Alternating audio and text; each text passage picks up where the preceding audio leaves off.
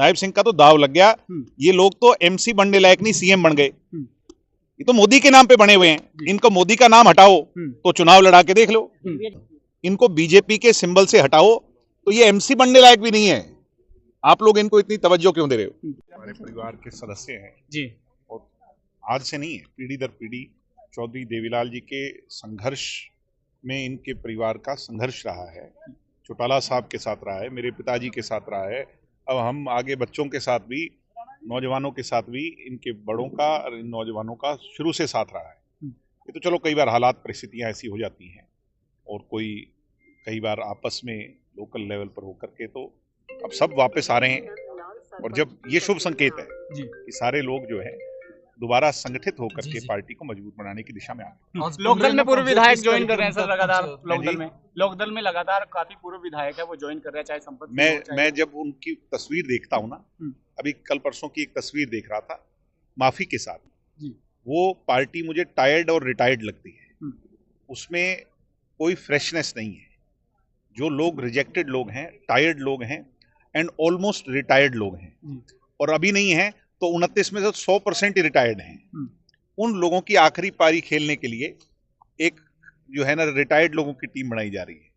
तो वो लोग तो कहीं भी किसी भी प्लेटफॉर्म पे इकट्ठे हो जाए उससे कोई फर्क नहीं तो पड़ता। आपकी राह मुश्किल नहीं आगे भविष्य जो है वो युवाओं का है, नौजवानों का है, प्रोग्रेसिव पॉलिटिक्स का है, सोच का है, काम का है, डेवलपमेंट का है, एजुकेशन का है, जो हेल्थ की बात करेगा उसका है।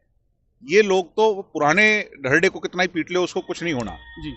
अब नई सोच, नई जो है ना, जो नेता 36 जात को एक माला में पिरोएगा, हरियाणा की प्रोग्रेस की बात करेगा, किसान को, कमेरे को आगे बढ़ाने की बात करेगा, व्यापारी मजदूर की बात करेगा, कर्मचारी की बात करेगा, अब भविष्य उसका होगा।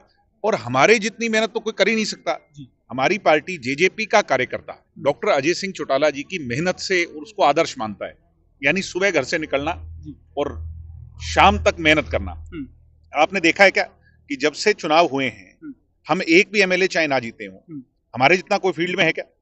दिन और रात। अब ये तो आप खुद ही स्वीकार रहे हैं। तो जो मेहनत करेगा वही तो आगे बढ़ेगा।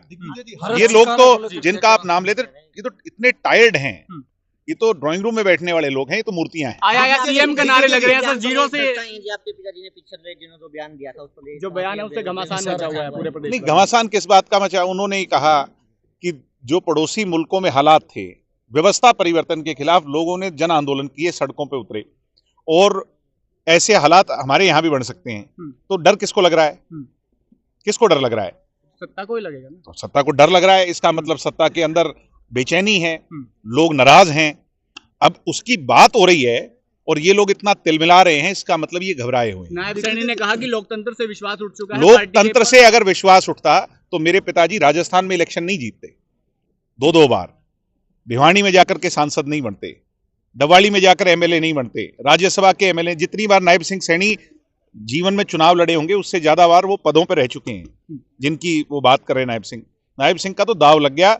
ये लोग तो एमसी बनने लायक नहीं, सीएम बन गए। ये तो मोदी के नाम पे बने हुए हैं। इनको मोदी का नाम हटाओ तो चुनाव लड़ा के देख लो। जिला बना है उसको लेके आपके चाचा जी और विनोद बाणा में चाचा जी को तो हर चीज से दिक्कत होती है। अब जिला बना है तो बधाई देनी है, जिला बना है तो बधाई दो। नया जिला बना है, नई चीज बनी है, कोई नई चीज होगी उसमें बधाई देंगे या उस पर छींटाकशी करेंगे? अगर उनके हाथ से बन जाता तो वो उसको मुबारकबाद देते कि नहीं? उनको तो दूसरे हर आदमी से नफरत है। हैं जी, उसका तो आवाज ही हमने उठाई, नहीं तो मामला दबा दिया सरकार ने। ये बाद में लोग पहुंचे, जो नेतागण पहुंचे हैं, लोकल विधायक और लोग जो वहां पे अपना चेहरा प्रदर्शनी करने पहुंचे, ये कोई नहीं जा रहा था। सबसे पहले आवाज युवा जेजेपी ने उठाई और उसके बाद उन बहनों को न्याय की ओर अब वो दिशा में गया मामला। कर्ज बढ़ता जा रहा है और सरकार विकास की बात कर रही है। नहीं, कर्ज तो प्रदेश पे बढ़ता जा रहा है। इस धरती पर जब बच्चा पैदा होता है हरियाणा में तो वो लाखों रुपए का कर्ज लेकर के पैदा हो रहा है। चौटाला साहब जब गए थे मुख्यमंत्री पद से, उन्होंने पद छोड़ा था तो सरप्लस में छोड़ करके गए थे।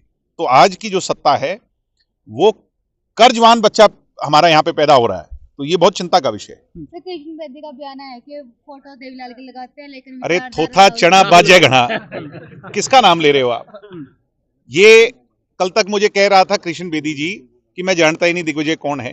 आपको पता है क्या, जब पीछे गोपाल कांडा ने चुनाव लड़ा था, गोविंद कांडा ने, तब हम गठबंधन में थे, तब ये मेरी गाड़ी में बैठ के मिन्नतें करवा के हमारे वाले वोटरों के वोट मंगवाता था। मैं कह तो रहा हूं, इनको बीजेपी के सिंबल से हटाओ तो ये एमसी बनने लायक भी नहीं है। आप लोग इनको इतनी तवज्जो क्यों दे रहे हो? Thank you sir. फिलहाल सीधी